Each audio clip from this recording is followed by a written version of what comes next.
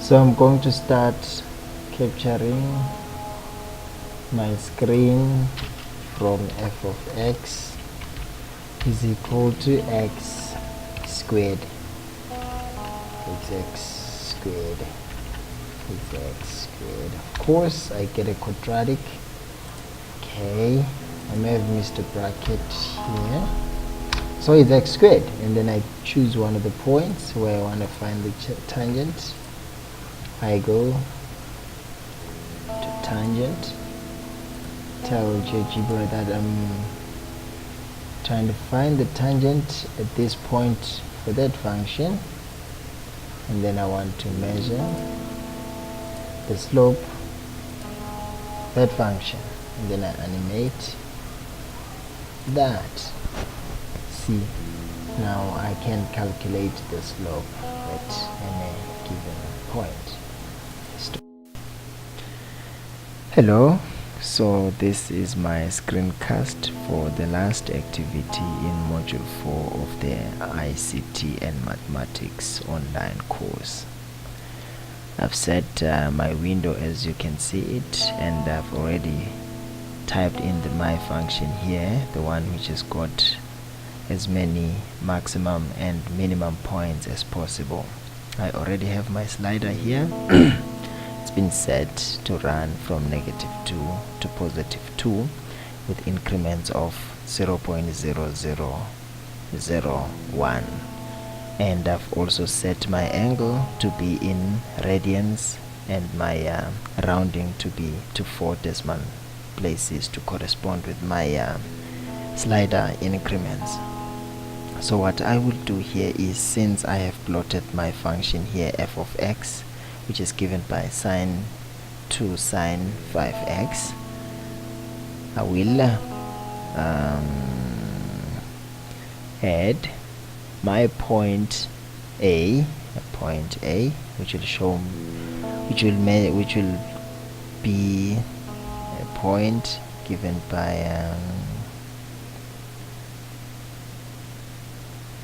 it's going to be A and f of f of A, unknown command A. So it's A is equal to, I forgot to put an equal sign there. There you go, that's the point A. I want it to be red in color, so I choose the red color. There you go, that's my point A. Size is a bit bigger, I need to reduce the size, so I'll go to style and then make the size 1.5, and I might as well also change it to a star. Yeah, that's cool.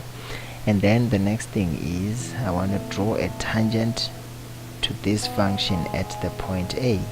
So I'll go to tangent, going to be the tangent at point A of that function there. And then as you can see, I already have my tangent. I may also want to measure the tangent at the slope of the tangent at that point there, which you can see on on the screen here. So what I can do is I can now animate my slider there. You can see the function, but then the speed is too high. I'll stop my animation and then go back to set the speed of the slider. Instead of 1, I'll use 0.25 so that it's a bit slower, and then I'll execute that and then animate my function again. That's much better in my opinion. The next thing I will do is, let's stop this animation here. The next thing that I'm going to do is I will add an image to my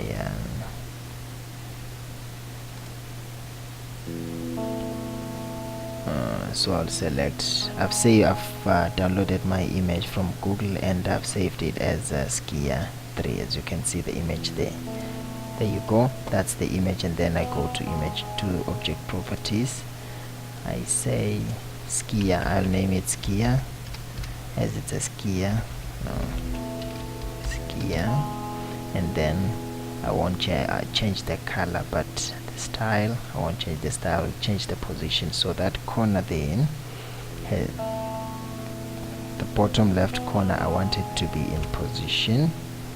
I want to take the x coordinate of A, of my point A, and then but from it minus 0.6, and then the y coordinate will be the same as that of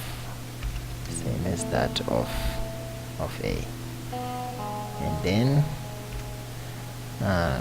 the bottom left corner, no, the bottom right corner will have an x coordinate similar to that of A, but add 0.4,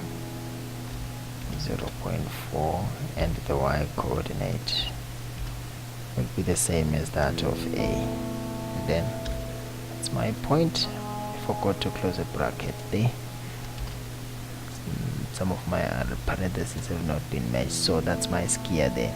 And then I animate my function again. It looks cool. It's going backwards. Let's do the animation and then drag my slider back to the starting point and then animate it from there. And there you go.